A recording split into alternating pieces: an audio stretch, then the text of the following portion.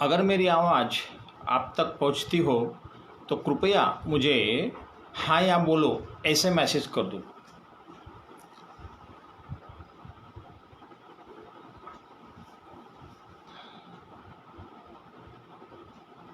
आवाज़ आ रही क्या?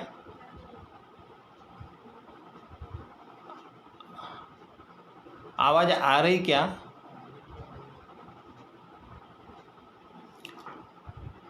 हेलो? नहीं?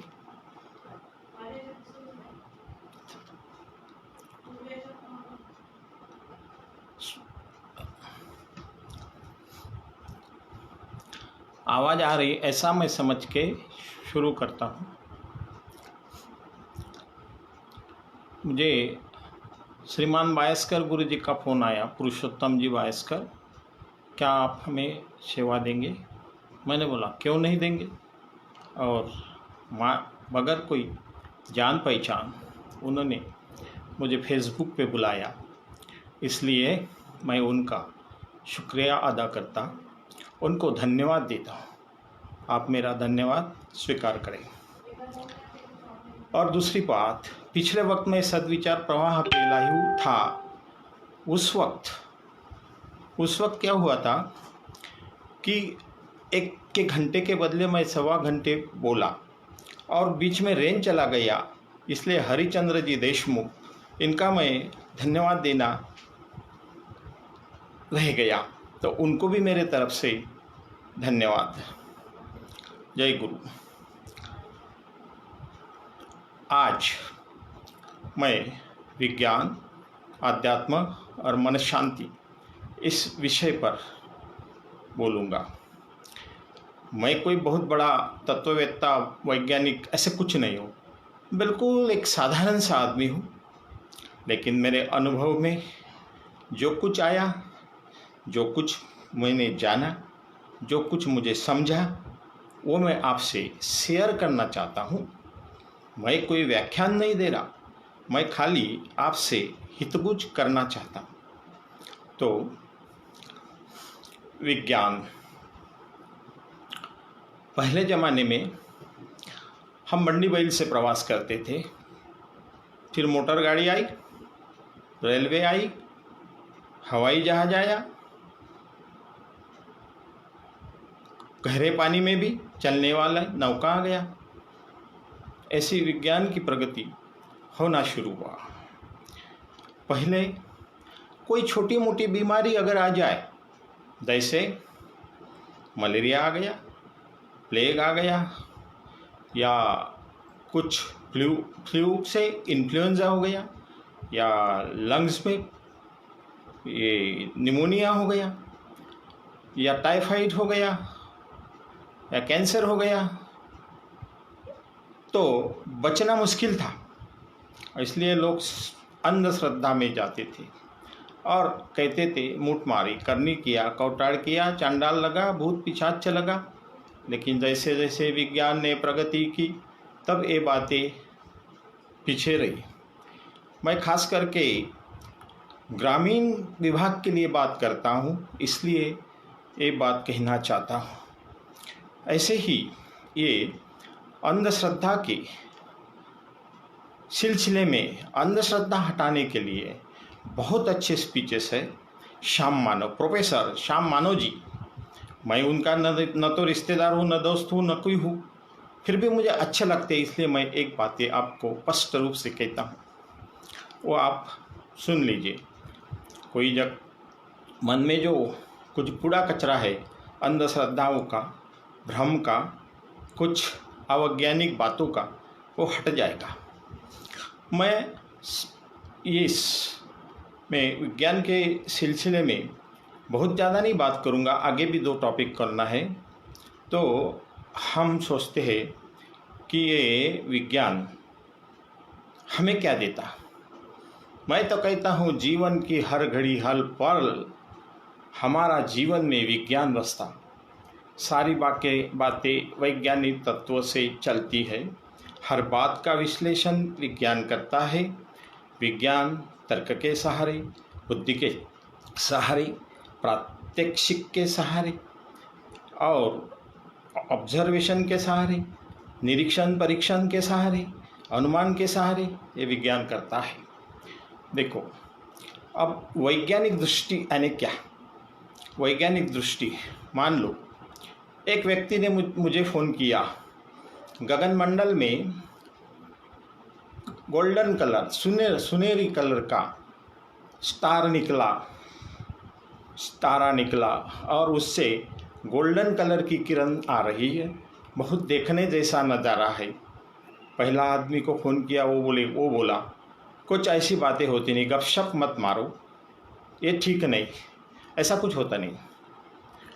उसने डिनाई कर दिया, शुरू में डिनाई कर दिया, नकारार्थी यानी निगेटिव अप्रोच रखा, वो डिनाई हुआ। उसने न तो बुद्धि का इस्तेमाल न किया, न कुछ नहीं किया। फिर दूसरा आदमी को फ़ोन किया, वो कहता है कि हाँ होगा भाई, ये भगवान ने सृष्टि बनाई, जैसे ये खड़ी थे वहाँ देखने के लिए, भगवान ने सृष्टि बनाई, तो ये भगवान ने बनाई हुई सृष्टि में कुछ भी हो सकता है, चमकता होगा गोल्डन कलर का सितारा। तो मान लिया हमने, होगा जरूर। तीसरा आदमी होगा जिसको तीसरे को फ़ोन किया, वो कहेगा देखो मैं आता हूँ बाहर, आकाशमंडल की तरफ देखता हूँ, सही में अगर गोल्डन कलर का सितारा दिखता हो तो कहूँगा, और उसके लिए जो प्रमाण चाहिए, जो सिद्धांत चाहिए, जो कन्फर्मेशन चाहिए, वो सब बातें अगर आती है तो मानेंगे हाई करके, और वो हाई कहेंगा। ये होगा वैज्ञानिक बात। दूसरी इससे भी सीधी बात, इससे भी सोपे शब्द में ग्रामीण लोगों के लिए, जैसे कि ये ग्लास है, इस ग्लास में पानी है, कोई कहेगा आधा ग्लास खाली है, ये हो गया नेगेटिव अप्रोच, नकारार्थी दृष्टिकोण। और कोई कहेगा इसमें आधा ग्लास पानी हो गया, ये हो गया पॉजिटिव दृष्टिकोण। लेकिन तीसरा कहेगा कि ये पूरा भरा है, आधा ग्लास पानी है, आधा ग्लास हवा है, और ये पूरा हो गया, ये हो गया वैज्ञानिक दृष्टिकोण। तो हमें हर बात को वैज्ञानिक दृष्टिकोण से देखना है। जैसे इस निसर्ग में ऐसी चीज़ें हैं जो विनामूल्य है, जैसे हमारी श्वासें, जैसे हमारी नींद, जैसे हमारी हवा, जैसे हमारा पानी। तो इस बारे में थोड़ा विश्लेषण से कहता हूँ वैज्ञानिक दृष्टि से। सांसें जो चलती है उससे हमारा जीवन चलता है, डिटेल में नहीं बोलूँगा क्योंकि टाइम कम है। तो उससे हमारा जीवन चलता है। सांसें अगर रुक गई तो जीवन खत्म हो गया, मौत हो गई। जब तक ये सांसें चालू है तब तक जीवन है। क्यों? कि इसमें ऑक्सीजन है, वो ब्लड में हीमोग्लोबिन बनाता, फिर वो ब्रेन को ऑक्सीजन देता और बॉडी के हर पार्ट को ऑक्सीजन पहुंचाता, ताकि सब ऊर्जा मिले और सब क्रियाएं चलती रहे।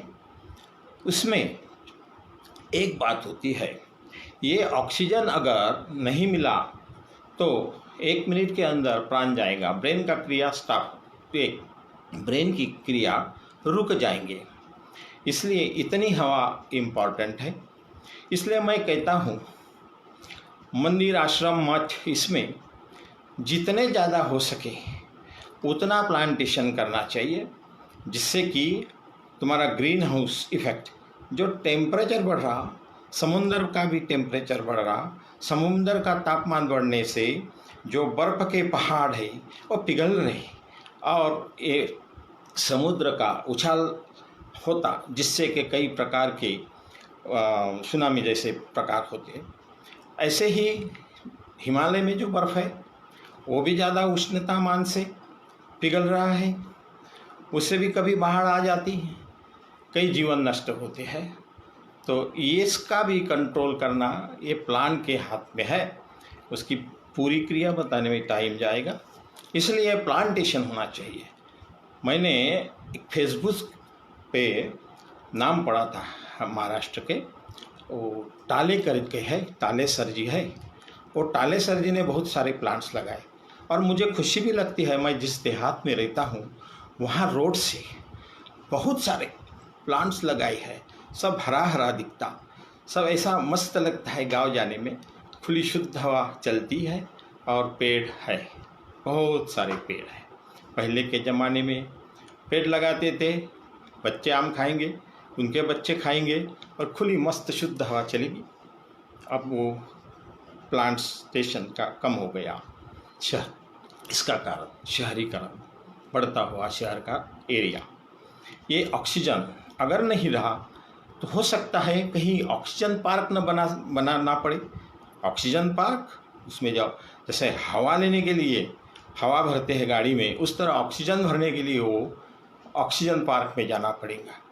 उससे भी आगे अगर ऑक्सीजन कम हुआ तो हमें वो ऑक्सीजन सिलेंडर जो है वो पीछे लगाना पड़ेगा, ऑक्सीजन सिलेंडर। तो ऑक्सीजन सिलेंडर की भी दुकानें लगानी पड़ेंगी।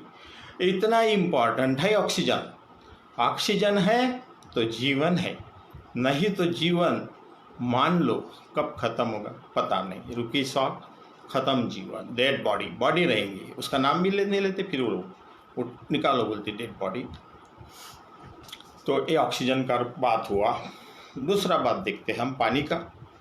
पानी ऐसे विश्व में ये 75% 80% तक पानी है। हमारे शरीर में भी 70-80% तक पानी है। उसमें सब प्रकार के केमिकल डिजॉल्व होकर हर पार्ट को पहुंचाया जाता है। मानो धूप काले के दिन है, पाँव में चप्पल नहीं है, धूप चल रही है जोर की। उस धूप में हमें ऐसी प्यास लगी कि हमारा गला सूख गया और चलने में उठने में दिक्कत हो रही, इतना वीकनेस आ गया, इतना थकावट आ गया। उस वक्त क्या, तुम पैसे का बंडल दिया किसी ने तो कहेंगे दे दो, नहीं वो बोलेंगे भैया मुझे गिलास भर पानी पिला, मुझे कुछ नहीं चाहिए इसके सिवा, ये पानी के सिवा कुछ श्रेष्ठ नहीं। ये बॉडी में आयनिक बैलेंस बनाता सब। थोड़ा मैं विस्तार से नहीं बोलूँगा क्योंकि इतना टाइम नहीं मिलेगा। तो ये पानी इतनी इम्पॉर्टेंट चीज़ है। दूसरी बात, नींद। नींद भी हमें निसर्गता मिली, वो भी काफ़ी महत्वपूर्ण है। अगर नींद नहीं होती तो बेचैन होता, चिड़चिड़ापन आता, छोटी सी बात पे गुस्सा आता, उसमें से टेंशन आ जाता, बीपी होता, बीपी बढ़ता और शुगर बढ़ता, डायबिटीज़ होता, मानसिक विकृतियाँ होती। मानसिक विकृतियाँ, इसमें मानसिक आजार, मानसिक बीमारियाँ होती। वो बहुत, उसके लिए अच्छी नींद और टेंशन लेस माइंड होना जरूर है। दवा कब तक खाएंगे, मानो नींद के लिए दवा खाएंगे तो वो बॉडी नींद के गोली की, ऐसे डायजीपाम वगैरह ऐसे गोली के एडिक्ट हो जाएगी। एडिक्ट हो जाए मतलब बॉडी उससे टॉलरेट हो जाएगी, वो गोली खाए बगैर नींद नहीं आएगी। इतना नींद का इम्पोर्टेंस है। इसलिए बहुत शरीर श्रम करो। बहुत शरीर श्रम करने से हमें नींद अच्छी आती है, क्योंकि हमारा शरीर पूरा थक जाता है और थका हुआ शरीर जल्दी से नींद मांगता है। वो इधर उधर की बातें नहीं करता, मन में विचार चक्र नहीं चलता, उस आराम से सो जाता। इस बात का मैं तो अनुभव करता हूँ। और जिसका मन जितना ज़्यादा स्थिर रहेगा और मन जितना शुद्ध रहेगा उसको तो बहुत जल्दी नींद आती। और नींद से तुम्हारा पूरा सिस्टम जो है बॉडी का, कंट्रोल नॉन कंट्रोल सभी प्रकार की सिस्टम्स जो है उसमें एनर्जी रीजनरेट करके शरीर फ्रेश होगा और फ्रेश होके तुम ताजे तवाने होगे, अच्छे लगेंगे, अच्छे काम करेंगे, अच्छी ऊर्जा प्राप्त होगी। ये हो गया सांस, हवा, पानी, नींद। ये बहुत इम्पॉर्टेंट चीज़ है। और इसमें एक बात ज़रूरी है कि इसमें अहंकार नहीं आना चाहिए। वैसे हम सोचा जाए तो ये ऐसा है कि पहले सूरज पृथ्वी के पीछे घूमता, सर्कल में ऐसा चक्कर लगाता, ऐसा सोचते थे। और बाद में ये जो कॉर्पिकस साइंटिस्ट हो गए, कॉर्निकस, वो साइंटिस्ट ने ये बताया सूरज नहीं घूमता, उसके पीछे पृथ्वी घूमती है, पृथ्वी घूमती है और अपने को भी वो राउंड यानी चक्कर लगाती है, अपने को भी चौड़ा उसको, तथा वहाँ के तथाकथित धार्मिक लोगों ने तथा राजकारणी प्रशासकीय लोगों ने जेल में डाल दिया। और ऐसा हम देखते हैं, हम कितने बड़े हैं, इतने बड़े हम सोचते हैं कि वैसे हालांकि है नहीं।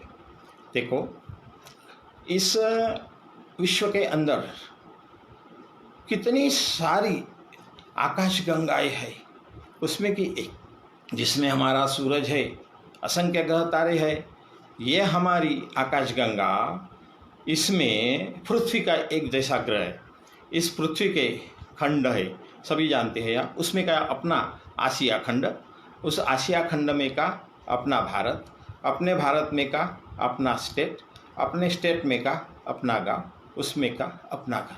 कितने बड़े हम फूल के बताते हैं कोई चीज़ को, क्या मज़ा है उसमें? कोई मज़ा नहीं। सभी साधु संतों ने इस अहंकार को ठुकराया, अहंकार को इतना ठुकराया कि वो मुंडी ना उठा पाए, तभी वो संत महात्मा बने। अब आज एक दिन मैं बात करता हूँ कुछ एक बाबा की, महाराज की। वो महाराज कह रहे थे कोई कोरोना बिरोना नहीं है, ये सब झूठ है, कोरोना पे दवा भी कुछ नहीं। मैं उनसे कहता हूँ मेरे भैया, इस अपने भारत देश में खाली 2 से 3% कोरोना की मौत हुई, तो बाकी 97% के बचे, वो किसने बचाए? विज्ञान मेडिकल साइंस नहीं बचाए ना। ऐसा तो नहीं कोई महाराज बाबा कि उसने एक आधा पेशेंट भारत में का दुरुस्त किया हो।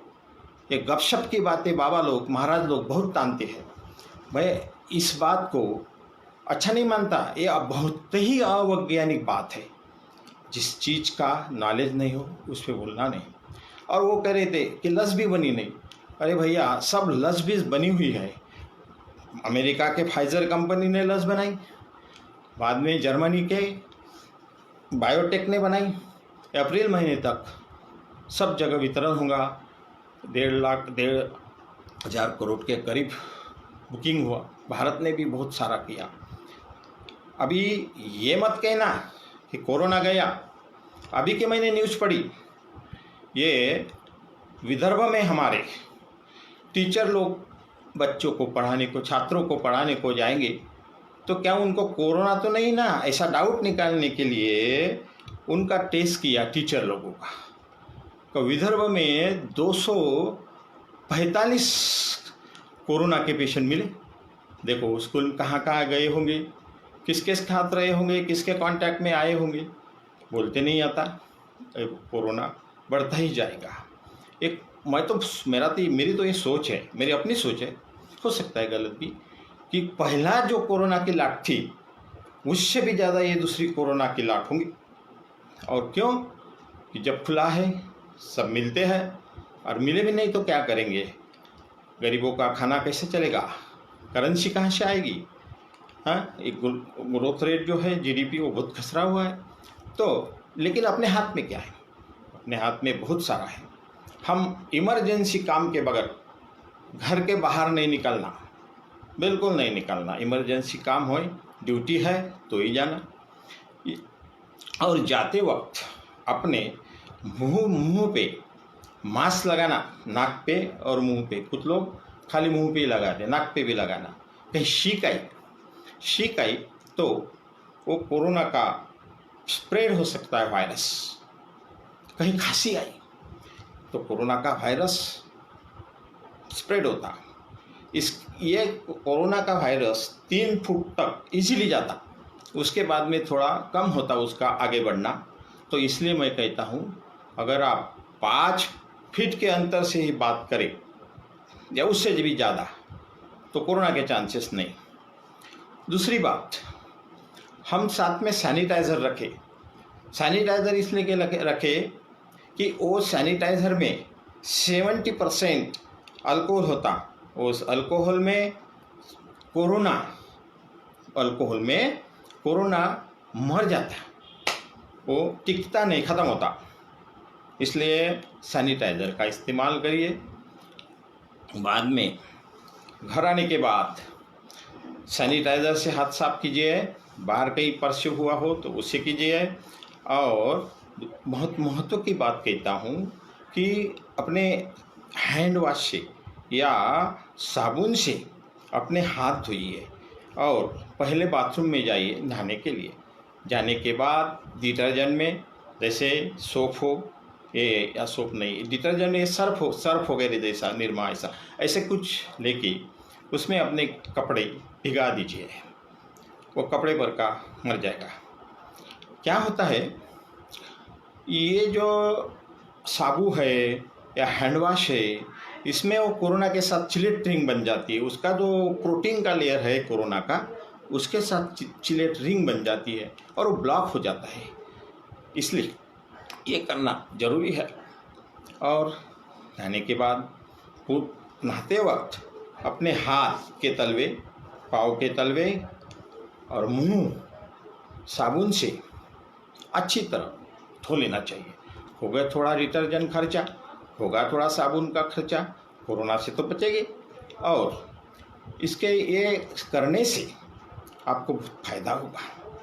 और एक बात देखते हैं हम, कोरोना को इतना डरना नहीं, जब तक श्वास में रुकावट आती है और फुफ्फुस में, फेफड़ों में, लंग्स में भी रुकावट आती है और श्वास लेते छोड़ते वक्त ऐसे करता, उसको श्वास नहीं चलता, उस वक्त तुरंत डॉक्टर के पास जाना चाहिए। कोरोना को ये इजीली नहीं लेना चाहिए, मतलब सस्ते में नहीं लेना चाहिए, बहुत खतरनाक है बीमारी। तो ये बातें करनी होगी। अब कोरोना को एक बात क्या होगी, अभी मैं थोड़ा बाहर खड़ा था, एक सज्जन मिले। क्या सर, ये कोरोना से अगर मौत हो गई तो हमको पुनर्जन्म मिलेगा, दूसरा जन्म मिलेगा? मैंने कहा भैया, मैं तो अभी तक मरा नहीं, पुनर्जन्म आगे है कि नहीं है ये तो नहीं कहता, पर अभी जो जीवन तू जी रहा ना, उसका पूरा तरीके से जी ले, दिल भर के जी ले, दिल से जी ले। और पुनर्जन्म जो होता है वो वासना के संग से होता है। हमारे महाराष्ट्र के मंजे हुए संत तुकाराम महाराज, मैं मंजे हुए इसलिए बोलता कि उन्होंने संसार से, जब ये जो सब स्वामी विवेकानंद, रामकृष्ण परमहंस, राष्ट्रसंत तुकडोजी महाराज, ज्ञानेश्वर माउली, ये सब सन्यासी संत थे और ये संसारिक थे। संसारी में बहुत टक्के टोन पे खाने पड़ते हैं, बहुत कठिनाई झेलनी पड़ती है।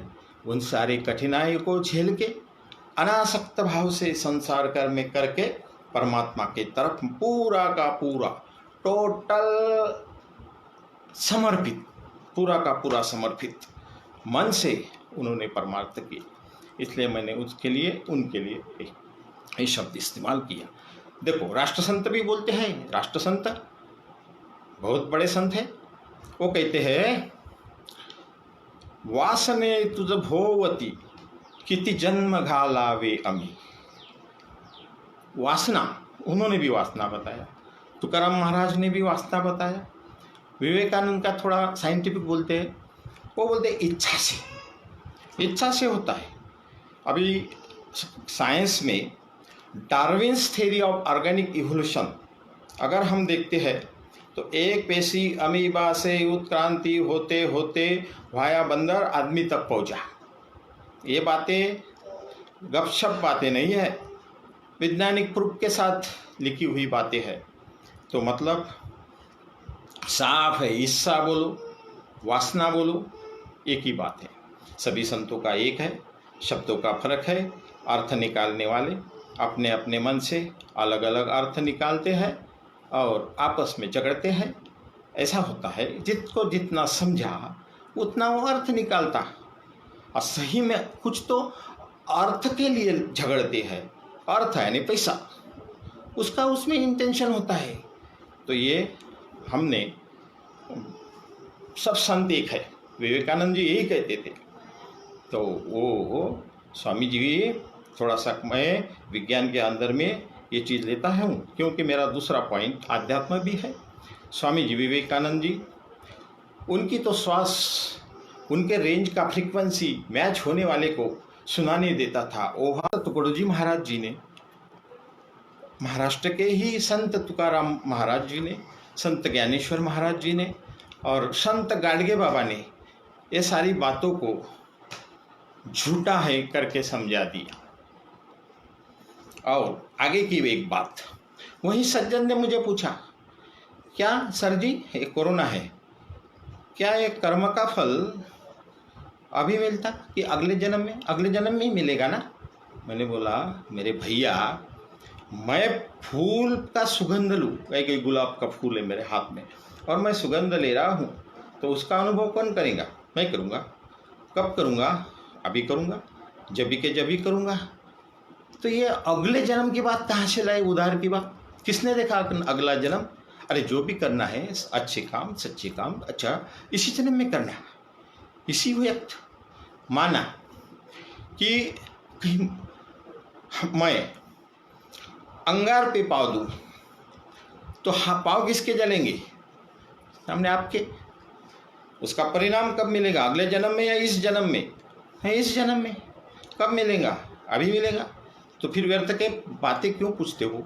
ये है वो जवान जीवन, ये आखिरी का जीवन समझ के पूरे ताकत के साथ गुरु कृपा के सहारे, मैं गुरु कृपा शब्द का विश्लेषण भी करने वाला हूँ, आगे बढ़ना है।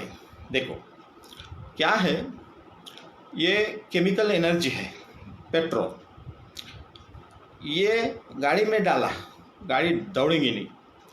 कब दौड़ेंगी? जब इंजन से स्पार्क होगा। एक भी स्पार्क हुआ, स्पार्किंग हुआ, तो ये केमिकल एनर्जी क्या होगी? कन्वर्ट होगी। काय में? मैकेनिकल एनर्जी में। फिर मैकेनिकल एनर्जी से मोशन आएगा, गाड़ी दौड़ेंगी। काय क्यों? काइनेटिक एनर्जी में वो कन्वर्ट हो गई। पहले जो पेट्रोल में थी वो पोटेंशियल एनर्जी है, जो गाड़ी दौड़ रही है काइनेटिक एनर्जी है।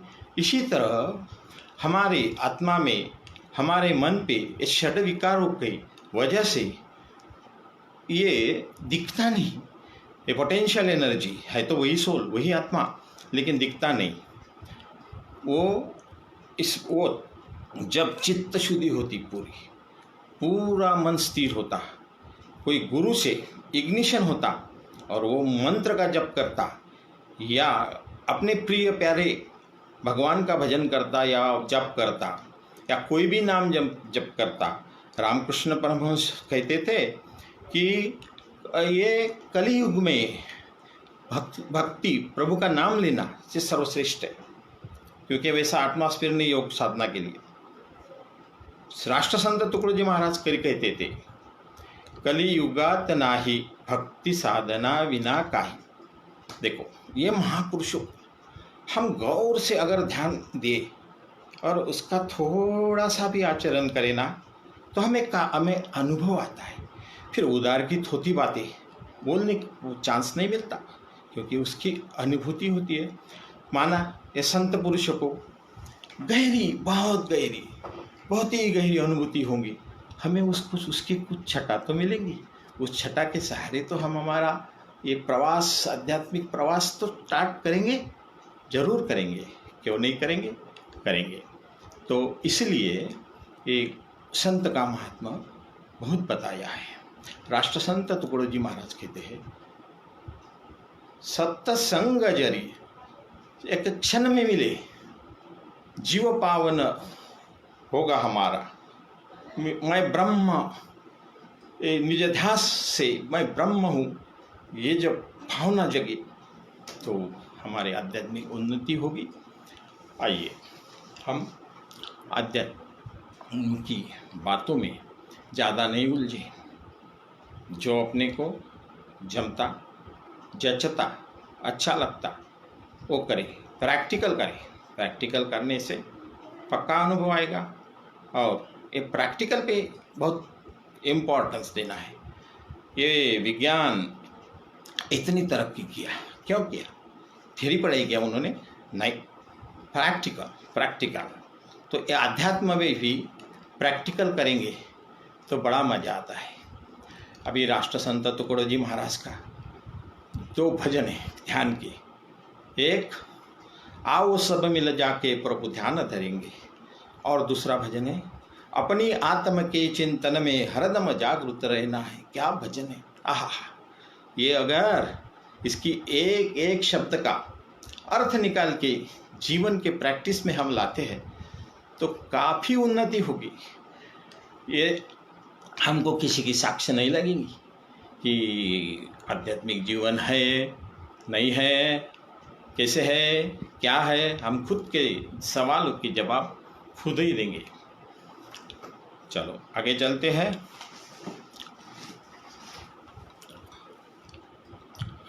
विज्ञान का मैं ये लिंक पे आया था इसलिए बोला। ये विज्ञान का जो है वो काफ़ी इम्पोर्टेंस है। हमारे जीवन में काफ़ी डिसीजेस है, काफ़ी बीमारियां हैं जिस पे ये काम करते हैं। मैं तो पहले कहूँगा कि डॉक्टर के पास कम से कम जाओ। उसके दूसरे अल्टरनेटिव यानी दूसरे पर्याय है, वो बाद में बताता हूँ।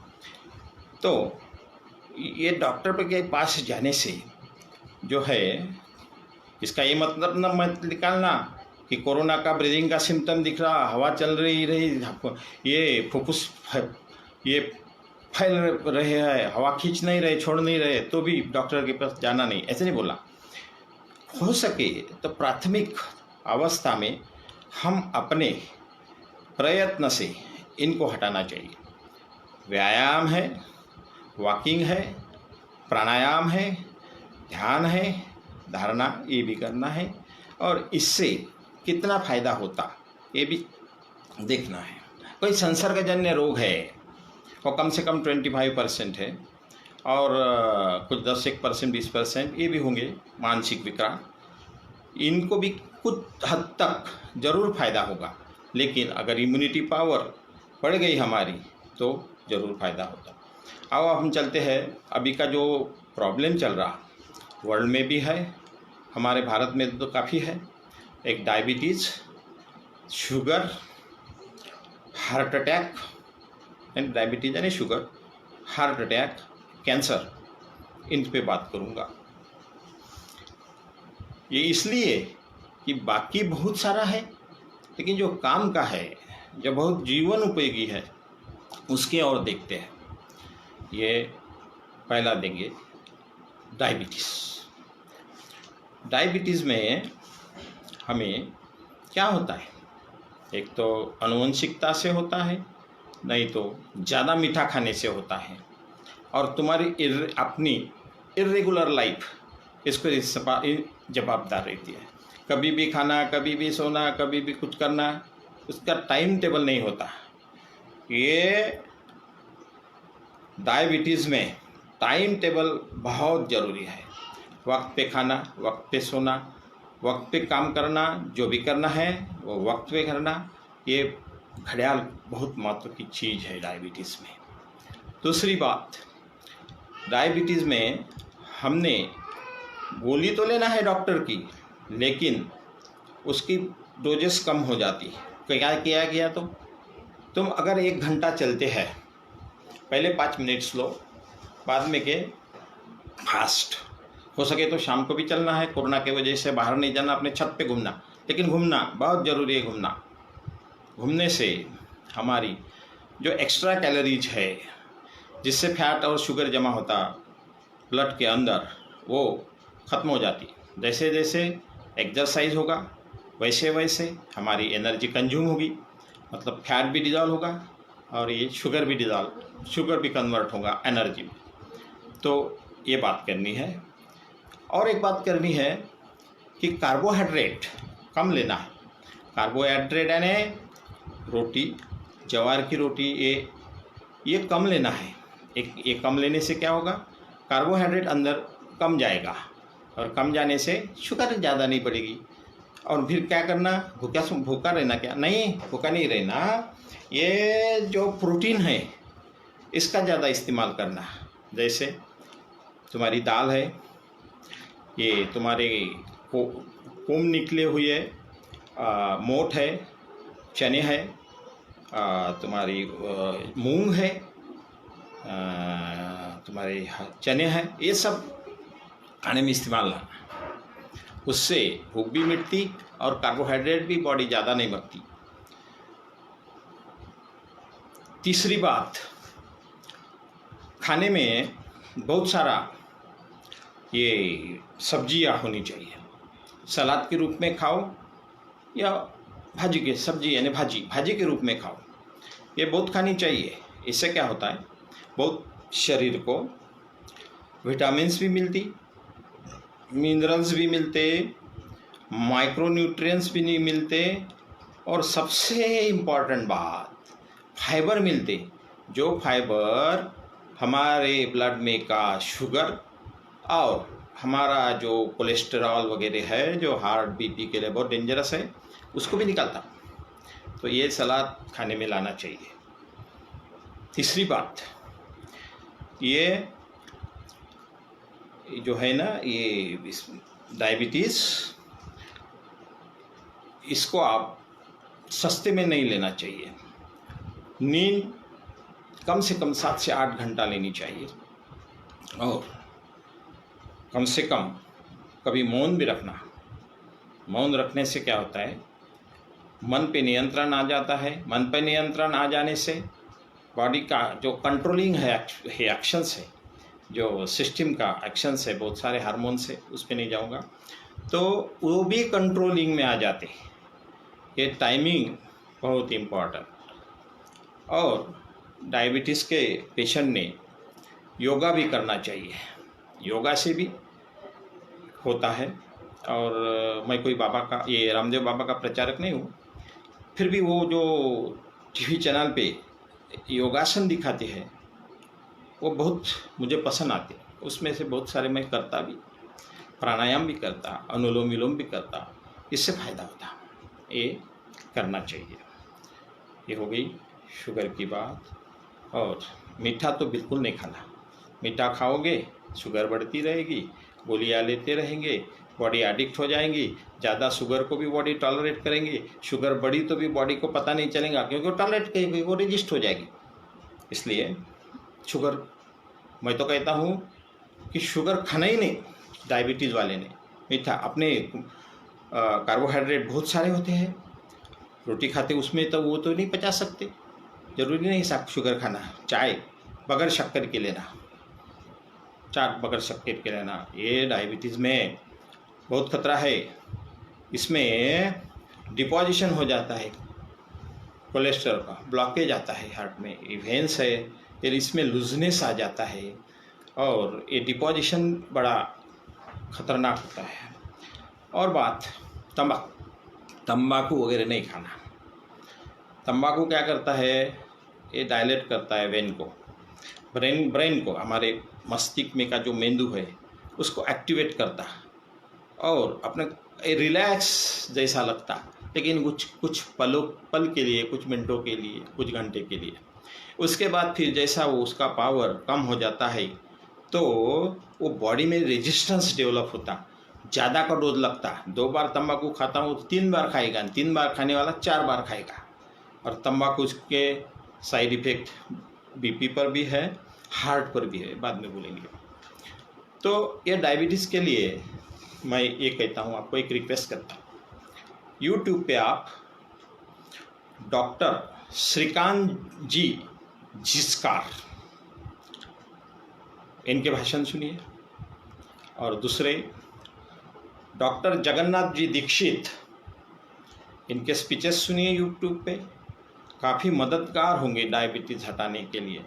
अभी इतने सारे डायबिटीज़ के पेशेंट बढ़ गए हैं इन बातों को करना जरूरी है। चलो दूसरी ओर चलते है। शराब, ये भी बड़ी खतरनाक चीज़ है। तंबाकू जैसा काम करता है बिल्कुल वैसे ये शराब भी करती है, और इसके भी वही बहुत सारे दुष्परिणाम हैं।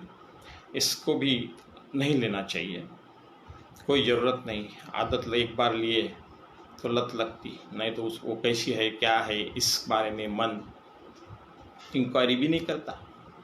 चलो आगे चलते हैं। हार्ट अटैक, ये हार्ट अटैक का भी प्रमाण काफ़ी बढ़ चुका है। पहले ज़माने में कहते थे हार्ट अटैक आता था, बीपी बढ़ता था, हार्ट अटैक आता था, मुठ मारी मर गए। ऐसी बात नहीं थी। वो बीपी बढ़ता है, बीपी बढ़ने से, बीपी क्यों बढ़ता है? बीपी इसलिए बढ़ता है कि तुम्हारे बॉडी में एक्सेस चर्बी हुए, एक्सेस फैट है, तुम्हारा वज़न ज़्यादा है। ये ज़्यादा वज़न के वजह से, जैसे नदी में, जैसे कुएं में से पानी निकालने के लिए और वो पानी चढ़ाव पे चढ़ाने के लिए वो उसको हार्ट को यानी मशीन को हार्स पावर बढ़ाना पड़ता है। उसी तरह ये हार्ट को भी अपना पंपिंग एक्शन बढ़ाना पड़ता है उससे, ताकि बीपी बढ़ के वो सब सर्कुलेट हो जाए। लेकिन वो ठीक नहीं। वज़न कम करो, कम खाओ। खाने के बारे में कुछ पुराने लोग कहते थे, मैंने उनसे सुना है और अनुभव भी किया है। एक भाग खाना पेट में, एक भाग खाना खाना, दूसरा भाग पानी के लिए रखना, तीसरा भाग हवा के लिए रखना। इससे बहुत कंट्रोल आ जाता है, वज़न भी कंट्रोल में आता है और तुम्हारा शुगर बीपी ये भी कम होता है। नमक नहीं खाना चाहिए। नमक जितना तुम सब्जी में डालते हो उतना ही बॉडी के लिए सफिशेंट है, बहुत सफिशेंट है, नहीं खाना चाहिए। तो उसको भी कम करो, अचार लोंचा भी कम करो, और इसमें भी घूमने को कम से कम 1 घंटा। एक घंटा अगर घूमे तो बीपी, हार्ट, शुगर ये प्रॉब्लम हट जाएंगे, काफ़ी हद तक हट जाएंगे। इसमें क्या होता है, हार्ट अटैक के अंदर बीपी में क्या होता है कि ये जो ब्लड में कोलेस्ट्रॉल है उसका डिपोजिशन चालू हो जाता है, वेन, हार्ट इधर, और उसमें ऑक्सीजन ये जमा होने से सर्कुलेशन अच्छा होता नहीं। जहाँ ब्लॉकेज ज़्यादा बढ़ गया वहाँ सर्कुलेशन रुक जाता है। जैसे नाली में कचरा भरा है नाली में, तो नाली का पानी कहाँ जाएगा? बाथरूम में रहेगा, वही के वही रुक जाएगा। इसी तरह ये रुकता है। इसलिए कोलेस्ट्रॉल की मात्रा यानी कोलेस्ट्रॉल का लेवल ब्लड में बढ़ना नहीं चाहिए। साधारणतः 220 से 240 या 200 से 240 तक नॉर्मल मानते हैं। पर मैं बहुत बड़े डॉक्टर से बात किया इस सिलसिले में, उन्होंने कहा 190 के आगे डिपोजिशन शुरू होता है, इसलिए कोलेस्ट्रॉल 190 तक ही रखना अच्छा है। दूसरी बात, उसमें LDL बढ़ता है, उसमें LDL बढ़ता है। LDL मतलब लो डेंसिटी लिपिड, और ये कचरे का काम करता है। तुम्हारे वेन्स, आर्टरीज, हार्ट, सर्कुलेशन में मेन प्रॉब्लम कर देते हैं ये LDL। और ये अगर 100 के ऊपर गया, वैसे तो रेंज पैथोलॉजी वाले ज़्यादा बताते हैं, लेकिन 100 तक ही वो ठीक है। ज़्यादा अगर वो बढ़ता है तो हार्ट अटैक का आना शुरू हो जाएगा। पहला आता तो मालूम ही नहीं होता, आदमी दौड़ता, खेलता, हंसता, काम करता रहता है, और दूसरा आता तो एडमिट ही हो जाता है, उसको डॉक्टर ही बचा सकता है। बच गया, प्रभु की कृपा। तीसरा भी आता है, उसमें भी वैसा ही है, बच गया, प्रभु की कृपा, डॉक्टर की कृपा। डॉक्टर की कहेंगे, डॉक्टर की कृपा। तो इसलिए हमारे हाथ में क्या है? ये LDL क्यों बढ़ता है? ये LDL फैट ज़्यादा खाने से, मटन, चिकन, अंडे, फिश और तेल तो बहुत ही खतरनाक है। जब तेल को उबालते हैं तो अनसैचुरेटेड फैट जो है वो सैचुरेटेड फैट में कन्वर्ट होता है, और सैचुरेटेड फैट से कोलेस्टेरॉल बहुत ही जल्दी बन जाता है, LDL बहुत जल्दी बन जाता है, कचरा। ये नाली में का कचरा, हमारे सर्कुलेशन में का कचरा बढ़ जाता है। इसलिए तेल खाना हो तो मामूली मात्रा में, वैसे तो तेल की ज़रूरत ही नहीं, अपने बॉडी में तो इतना फैट है कि वही हजम करते करते या उसको एनर्जी में कन्वर्ट करते करते वो सफिशेंट है। तो लेकिन कुछ लोग ऊपर से भी तेल लेते, ठीक है, लेकिन जो लोग तेल तो गरम करके लेते हैं उसमें वो सैचुरेटेड फैट होता, वो बहुत ही खतरनाक होता है। वो एलडीएल बनाता, कोलेस्ट्रॉल के लेवल भी बढ़ाता। इसलिए हो सके तो नहीं खाना, खाए तो कम से कम खाना ही नहीं। होटल में तो नहीं जाना। क्यों? देखो, किचन कुछ खाने का अंजाम रहता है, रोटी चावल ये वो, उसके साथ साथ उसके नाश्ते के भी आइटम रहते हैं। वो पहले नाश्ते के आइटम निकालता, एक बार तेल डालता कढ़ाई में, फिर पहले कचौड़ी निकलेगा, फिर समोसा निकलेगा, फिर आलू बोंडा निकलेगा, फिर भजिया निकलेगा, चलता ही रहेगा। और बाद में जो बचा हुआ तेल इतना उबाल करके उसको सैचुरेटेड फैट बना दिया। और वो सैचुरेटेड फैट खाने के बाद वो समोसा खाओ, चले वो तले हुए पदार्थ खाओ, या वही तेल बचा हुआ ये जो लॉजिंग उसके साथ में रहता है वो सब्जी के लिए उपयोग करते हैं। यानी बहुत होता है खाना। मैं तो कहता हूँ एक आधे बार शौक के लिए ठीक है, कोई गेस्ट के साथ, नहीं तो घर ही कोई खाना बहुत ज़रूरी है। होटल में जाना ही नहीं, जाए कोई इलाज ही नहीं, भूख बहुत लगी है, एक आधी बार ठीक है, लेकिन जाना नहीं। उससे ये फैक्टर में चेंज आता है। वैसे हार्ट अटैक के बहुत सारे फैक्टर हैं, लेकिन जो अपने हाथ में है वो हम लेंगे।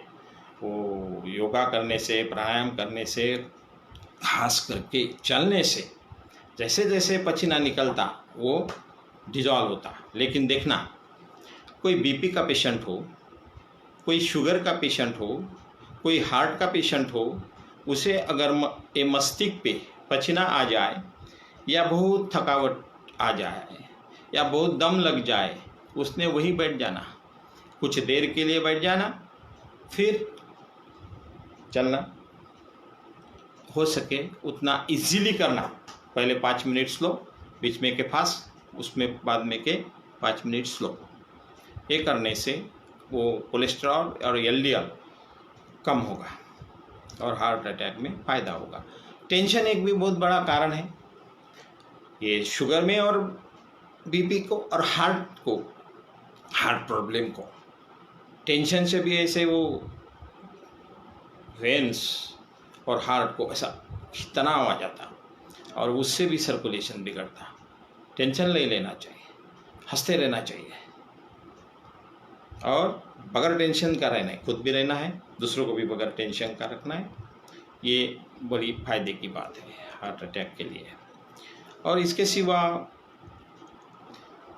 एचडीएल एलडीएल का रेशो वो बहुत ज़रूरी है। डिटेल में बताऊँ टाइम जाएगा, तो वो भी नॉर्मल रेंज में होना चाहिए। अब एलडीएल क्या, एचडीएल क्या है? High density lipid. ये हाई डेंसिटी लिपिड जो है, ये हाई डेंसिटी लिपिड शॉकअप जैसे होते हैं गाड़ी में, जैसे जैसे गाड़ी उछलती वैसे वैसे वो शॉकअप ऑब्जॉर्व करते हैं। ऐसे हार्ट के अगर शॉक आना चालू हुआ तो ये एचडीएल कंट्रोल करता। एचडीएल की कोई दवा नहीं मार्केट में नहीं है, खाली एक्सरसाइज है उसके लिए, खाली चलना है, एक्सरसाइज करना है। और एक्सरसाइज एकमात्र ऐसा है कि जो एचडीएल को बढ़ाएगा। और ये तुम्हारा एचडीएल जो है, अपना एचडीएल जो है हाई डेंसिटी लिपिड, ये शॉक ऑब्जॉर्व करता, यानी हार्ट अटैक आने से बच जाता। चलो अब तीसरी बात, ये इस पे एक इस पर मुझे थोड़ा सा टाइम को देखना पड़ेगा।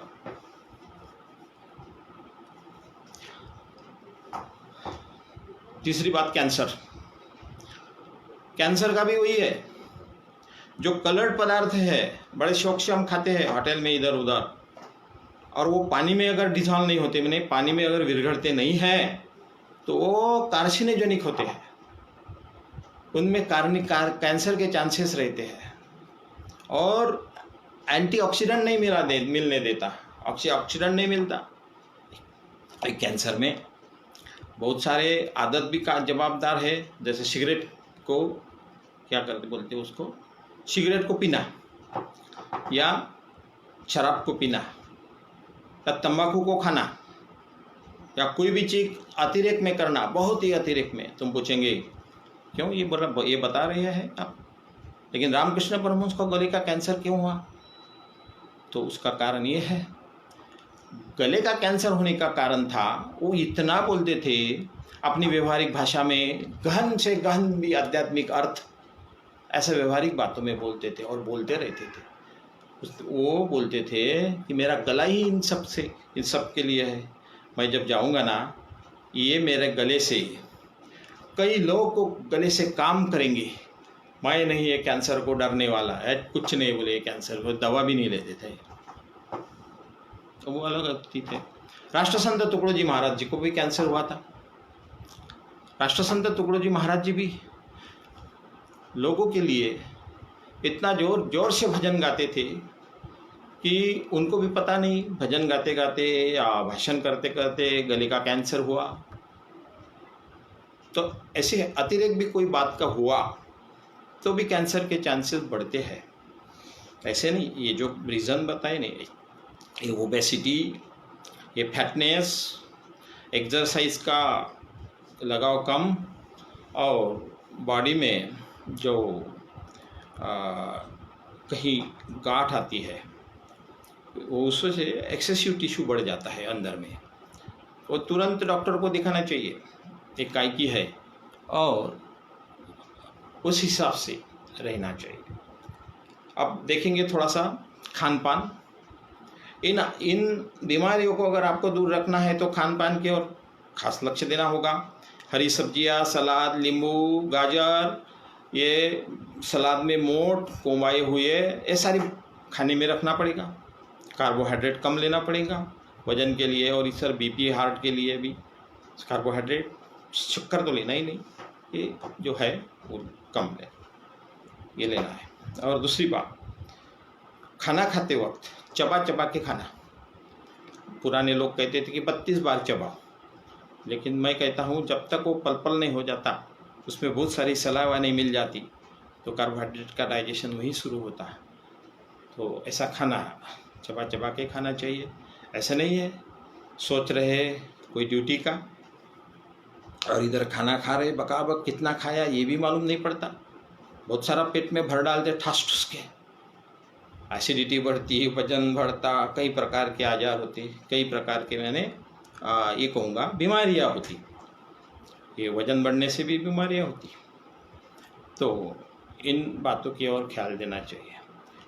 इसके बाद हम चलते हैं अध्यात्म की ओर। अध्यात्म तो इसमें काफ़ी आ चुका, ठीक है, तो भी मन शांति और अध्यात्म कंबाइन कर देते हैं। ये मन को शांति देने के लिए मन का स्थिर होना बहुत जरूरी है। आप अगर ध्यान, प्रार्थना, भजन, कीर्तन ये सब बातें करते हैं, उससे भी शांति आती है मन को।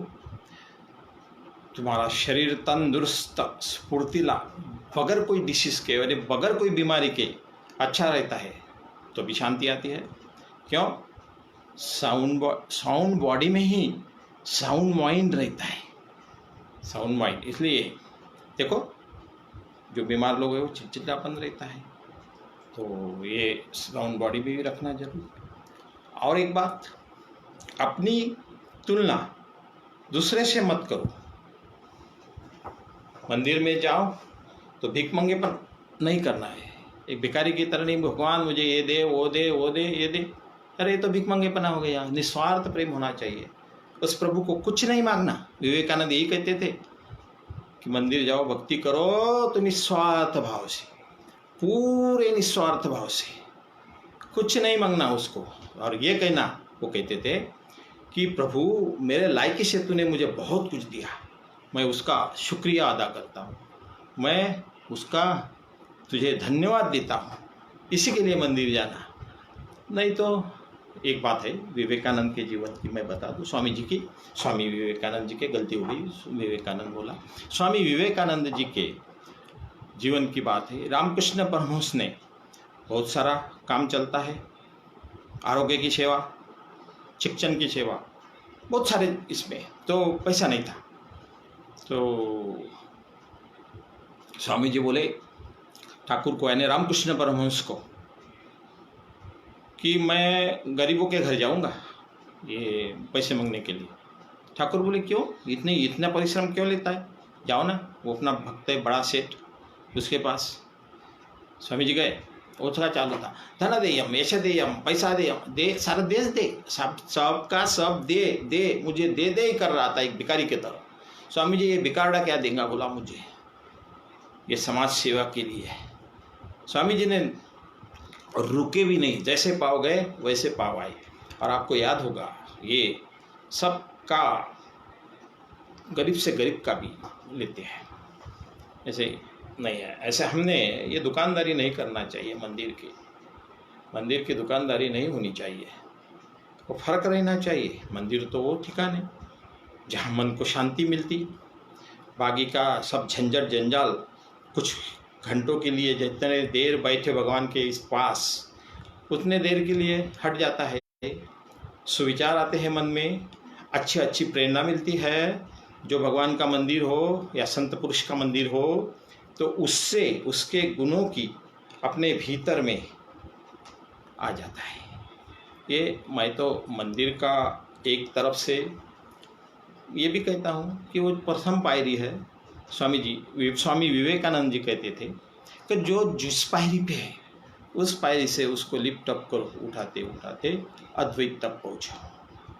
किसी के श्रद्धा को धक्का नहीं देना, बिल्कुल नहीं देना। जिसकी श्रद्धा जैसी होगी, जिसका जैसा भाव होगा, वैसा ही उसका भगवान होगा, उसका देव होगा। राष्ट्रसंत भी यही कहते हैं, जैसी जिसकी भावना उसका वैसा भगवान। तो उसको भी हम नहीं छेड़ सकते। आगे आगे धीरे धीरे बढ़ेगा, वृक्ष कुंडी से निकलेगा और कुंडी से निकला हुआ बढ़ते बढ़ते वृक्ष हो जाएगा, उसकी छाया में सब विश्राम लेंगे। इस तरह आध्यात्मिक जीवन की उन्नति होती रहेगी, मन को शांति आती रहेगी। तुलना करने से क्या होता है, उसके पास कलर टीवी है, हमारे पास ब्लैक एंड वाइट है, तो हमारे पास कब आएगा कलर टीवी, ऐसा सोचते। उससे जो black and white colour TV है उसका जो आनंद है वो भी नहीं मिल रहा, उसके घर का भी टीवी काम नहीं आ रहा। ये खोपड़ी में फजील की विचार चल रहे हैं। आप किसी का नकल मत करो, अनुकरण मत करो। क्यों?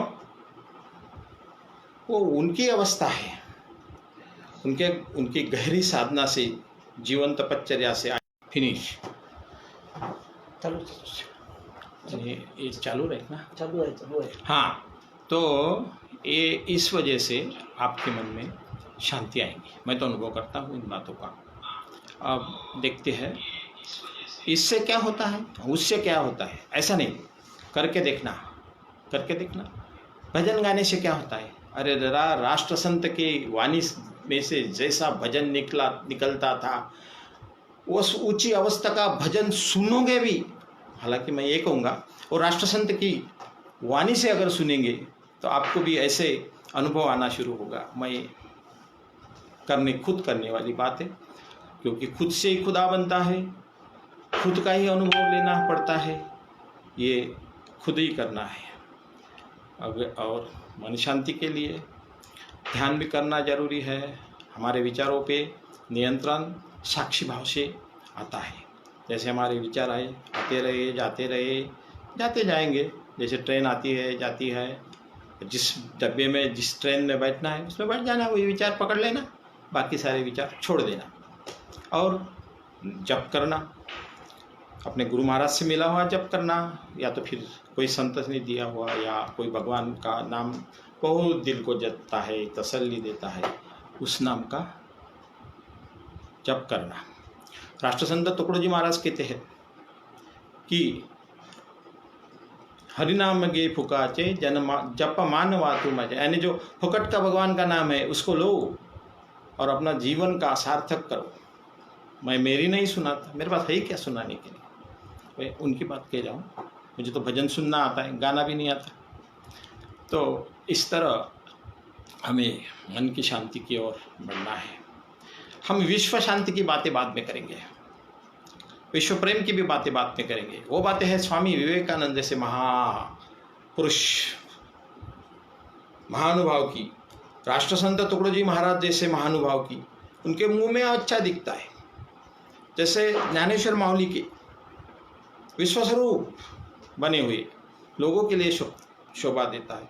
पहले घर में तो प्यार करो, अपने आप पे तो प्यार करो, जी भर के प्यार करो, अपने बीबी से प्यार करो, अपने बच्चों से प्यार करो, अपने रिश्तेदारों से प्यार करो, अपने पड़ोसी से प्यार करो। अरे यार, इतना भी किया ना तो ये काफ़ी कुछ दिल को आनंद देगा। बड़ी बड़ी बातें करना नहीं, छोटी छोटी बातों में का आनंद लेना, ऐसे लेना कि दिल मस्त हो जाए। कभी ये संत पुरुषों जैसा अलमस्त भी हो सकेगा, जिसकी अनुभूति उसके साथ। तो ये मन शांति के लिए भी जरूरी है। इसके सिवा न्यूट्रिएंट अच्छे तरह रखना बॉडी को भी जरूरी है। और मन शांति के लिए संत कृपा भी जरूरी है। ये वैज्ञानिक तौर पे मुझे सिद्ध नहीं करता है कि मैं इस बात का अनुभव लिया। इसीलिए तो ज्ञानेश्वर माऊली कहते हैं, ज्ञानेश्वर माऊली क्या कहती है, शांतीची पै शांति निर्वृत्ति दातारू। यानी शांति के आगे भी जो गहरी शांति है, बहुत बड़ी गहरी शांति, वो मेरे सदगुरु यानी संत कृपा, निवृत्तिनाथ उनके गुरु थे, वो गुरु की कृपा थी। ये बात सच है, बहुत सच है। अनुभव करना फिर बोलना। दूसरी बात, हम जो भी करते हैं वो कुछ को दिखाने के नहीं होना चाहिए। खुद अपने आप में करना है, अपने लिए जीना, दूसरों को दिखाने के लिए नहीं। बड़ा गड़ा फाल फाड़ के राष्ट्रसंत जैसा भजन किया, नहीं हुआ। अरे क्या भाव था वो राष्ट्रसंत का भजन में। अरे सुनते सुनते बदन पे ये बाल खड़े हो जाते, रोमांच उठते थे और दिल को ऐसा मस्त लगता था कि बस पूछो ही मत। मुझे तो राष्ट्रसंत का भजन लगा कि मैं तो सब छोड़ जाता, सब भूल जाता, अपने आप में खो जाता और भजन सुनते रहता। ऐसी ताकत है भजन की। तो इन महापुरुषों का देखो, उनकी तरफ ख्याल करो। मैं ये नहीं कहता अनुकरण करो, नहीं हो सकेगा अनुकरण, लेकिन जिस जिस अवस्था में जिस जिस साधक को जो जो जरूरी है, जो जो दवा जरूरी है, वो संत पुरुष देते हैं। उनके संगत में रहना। स्वामी विवेकानंद जी कहते हैं, अरे ये तो नरदेह बहुमूल्य है, ये मिलता नहीं। मिल भी गया तो सत्संग मिलता नहीं, सत्संग मिल गया तो मोक्ष की इच्छा नहीं होती, और मोक्ष की इच्छा से आगे और भी ये जो जिनको सब अंदर बाहर एक हुआ, मन में, दिल में, अंदर बाहर सब, ये तो महापुरुषों की बात है। विवेकानंद जैसे, या राष्ट्रसंत तुकडोजी महाराज, या ज्ञानेश्वर माऊली, या तुकाराम माऊली, ये इन महापुरुषों के वक्त बीत चुका, बोलता ही रहूँगा। इतना ही करना, जो भी मेरा अच्छा लगे उसको स्वीकार लेना, और जो भी नहीं अच्छा लगा वो मुझे वापस देना। मैं मेरे प्रभु के चरणों में उसको समर्पित करूँगा, क्योंकि मैं एक जो भी कर्म करता वो मेरे प्रभु का, मेरे ईश्वर का काम, कर्म पूजा, ऐसा जो बोला स्वामी विवेकानंद जी ने, उस तरह से करता हूँ। इसलिए ये मेरी पूजा आपके चरणों में भी, क्योंकि आप में भी वही स्वामी जी है, समर्पित। जय गुरु, जय हिंद, जय भारत। धन्यवाद सर जी, आपने मौका दिया। टूटी फूटी जो भी हुई सेवा श्री हरि के चरणों में अर्पित। संपला ना।